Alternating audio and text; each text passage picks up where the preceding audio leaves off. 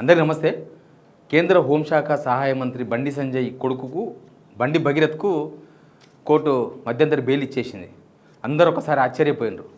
నిన్న వచ్చిందంట బెయిల్, ఈరోజు వచ్చింది సమాచారం బయటికి. సింగిల్ అటెంప్ట్లో వచ్చింది బెయిల్, రెండో అటెంప్ట్ కూడా కాదు. మామూలుగా దొంగతనం కేసులలో బెయిల్ వేస్తే పబ్లిక్ ప్రాసిక్యూటర్ ఈయన బయటకు వస్తే మొత్తం అందరు బెయిలిస్తాడు, బయటకు పోతే మొత్తం సాక్ష్యాలు తారుమారు చేస్తాడు కాబట్టి బెయిల్ ఇవ్వద్దని వాదిస్తారు పబ్లిక్ ప్రాసిక్యూటర్.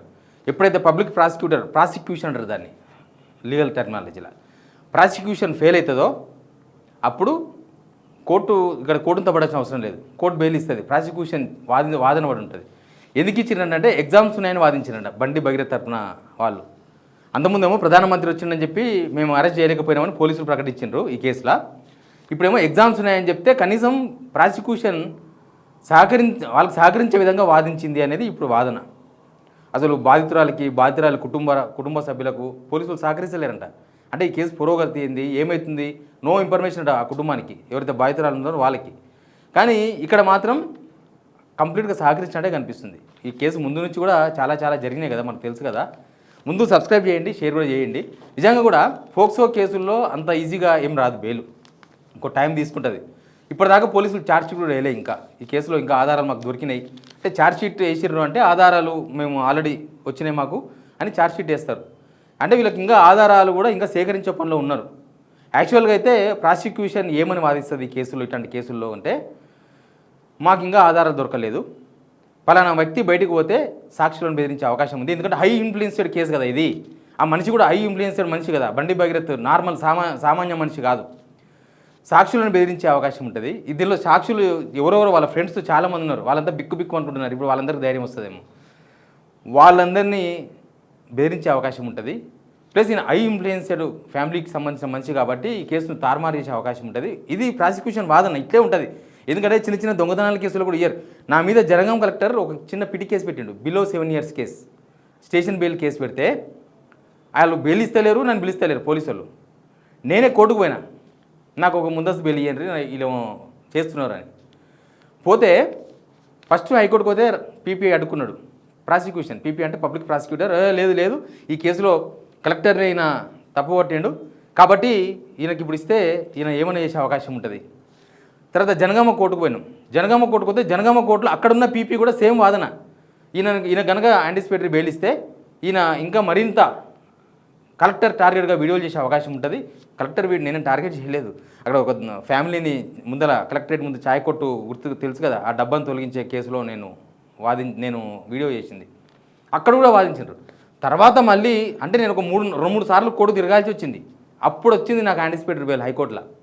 ఆడ ఇయ్యలే, లోకల్ కోర్టులో ఇయ్యలేదు. కానీ ఇక్కడ మాత్రం ఈ కేసులో అంటే అంత చిన్న కేసులోనే నేను 2-3 సార్లు కోర్టు తిరగాల్సి వచ్చింది. 3వ సారి వచ్చింది 2 attempts అయిపోయినాక.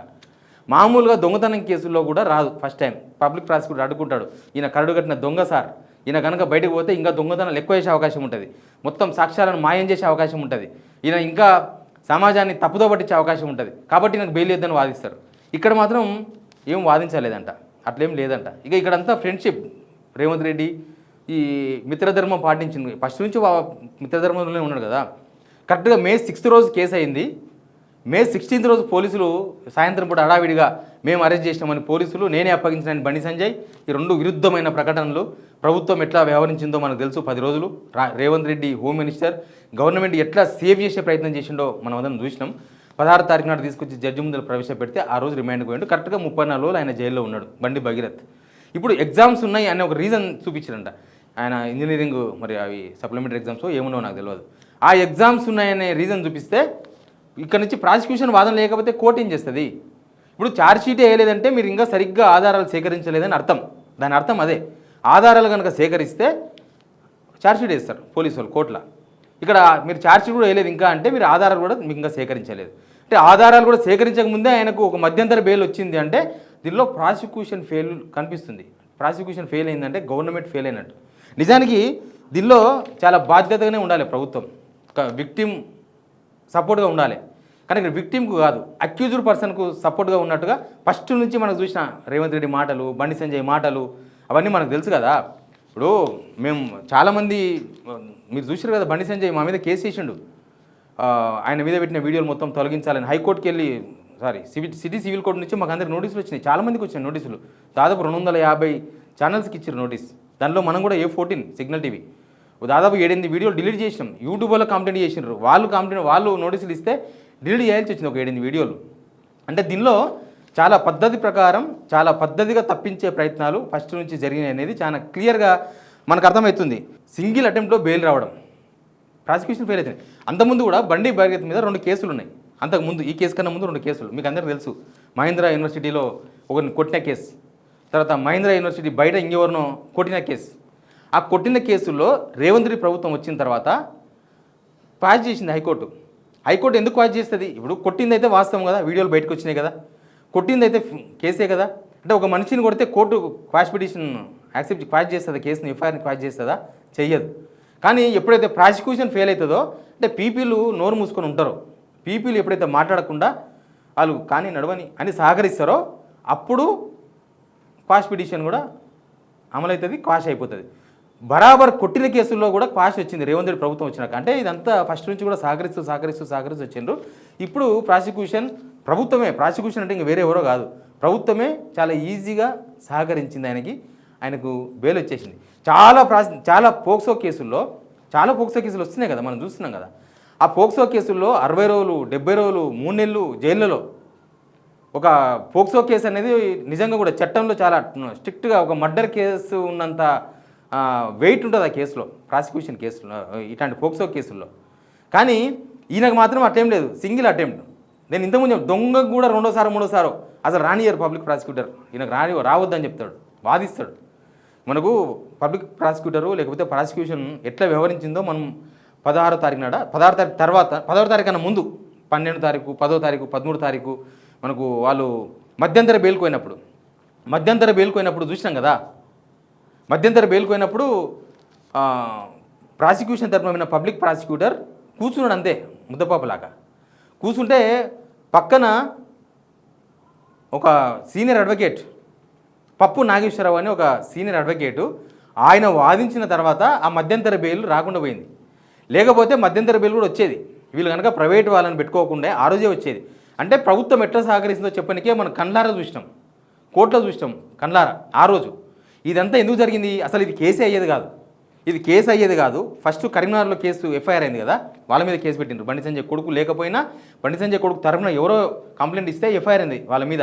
ఏంది మమ్మల్ని డబ్బులు అడుగుతున్నారు, మమ్మల్ని హనీ ట్రాప్ చేస్తున్నారు అనే కేసు. ఆ కేసు జరిగిందంటేనే, ఆ కేసు ఎఫ్ఐఆర్ అయింది వితౌట్ కంప్లైంట్ అంటేనే ఇక్కడ ప్రభుత్వం సహకరిస్తున్నట్టు క్లారిటీగా అర్థమైంది. ఇక యాక్చువల్గా ఈ సమాజం తప్పు పడుతుంది, ఇదంతా పెద్ద రోత్ అయిపోయింది. తెలంగాణ సమాజం అంతా కూడా బండి సంజయ్ కొడుకుని ఎందుకు అరెస్ట్ చేస్తలేరు, చట్టం డబ్బులు నలుగు పదులు నలుగు ఒకలాగా ఉంటుందా, సామాన్యులకు ఇంకొకలాగా ఉంటుందా అని ఒక పెద్ద చర్చ సమాజంలో స్టార్ట్ అయిన తర్వాత తప్పనిసరి సిచ్యువేషన్లో మాత్రమే ఆయనను అప్పచెప్పినరు, అరెస్ట్ చేసినారు. ఇప్పటికో క్లారిటీ లేదు. అరెస్ట్ చేస్తే పోలీసు అరెస్ట్ చేసినట్టున్నారు, బండి సంజయ్ నేనే అప్పగించినట్టున్నాడు. వాళ్ళు బండి సంజయ్ అప్పయ్యేది ఉంటే ఫస్ట్ డే అప్పయ్యేది ఉండే, 10 రోజుల తర్వాత అప్పయ్యారు. ఎవరు కూడా అప్పయ్యేది ఉండదు 10 రోజుల తర్వాత. అట్లాంటి కేసుల్లో పోలీసులు అరెస్ట్ చేసినాము అన్నారు. అది కూడా సమాజానికి భయపడి మాత్రమే జరిగింది. దీనిలో అందరూ బాధితురాల వైపు లేకుండా ఇక్కడ ఎవరైతే బాధితులను హింస పెట్టినరో బండి భగీరథ్ తరపున వీళ్ళందరూ ఉన్నారు. ప్రభుత్వమే ఇట్లాంటి వాళ్ళకి శిక్ష పడతారు, ప్రాసిక్యూషన్ ప్రయత్నం చేయాలి. ఇప్పుడు చాలా కేసులు మనం రోజు చూస్తున్నాం. పోక్సో కేసులో ఒకనికి 20 ఏళ్ళు జైలు శిక్ష, ఒకనికి 30 ఏళ్ళు జైలు శిక్ష రోజు వార్తలు చూస్తున్నాం. అట్లాంటి దానిలో ప్రభుత్వం పనిచేసినట్లుగా ఇక్కడ పనిచేస్తలేదు. ఇక్కడ ప్రాసిక్యూషన్ అంత నిజాయితీగా ఉన్నట్టు కనిపిస్తలేదు. వాళ్ళ ఫ్యామిలీ మెంబర్స్కు ఇన్ఫర్మేషన్ కూడా ఇస్తలేరంటే అర్థం చేసుకోవాలి మనం. కాబట్టి కోర్టు తప్పుపడాల్సిన అవసరం లేదు. కోర్టు మధ్యంతర బెయిల్ ఇస్తుంది. పబ్లిక్ ప్రాసిక్యూటర్ అడుగున్నప్పుడు ఈయనకు బెయిల్ ఇవ్వద్దు అని వాదించినప్పుడు, బెయిల్ ఎందుకు ఇవ్వకూడదో వాదించినప్పుడు ఖచ్చితంగా బెయిల్ వస్తుంది. ఇప్పుడు మధ్యంతర బెయిల్ వచ్చింది, తర్వాత ఇంకేం ఉండదు, ఇంతే ఈ కేసు. సమాజం పట్టించుకోవాల్సిన అవసరం ఉంది. మళ్ళీ సమాజం ప్రెషర్ పెడితే తప్ప ఇట్లాంటి వాళ్లకు శిక్ష పడే అవకాశం లేదు. ముఖ్యంగా సామాన్యుల విషయంలో చట్టం తన పంతం చేసుకపోతుంది. కానీ బండి సంజయ్ కొడుకు విషయంలో మాత్రం చట్టం తన పంతం చేసుకోపోతలేదని మళ్ళీ ఒకసారి ప్రూవ్ అయింది. Please subscribe.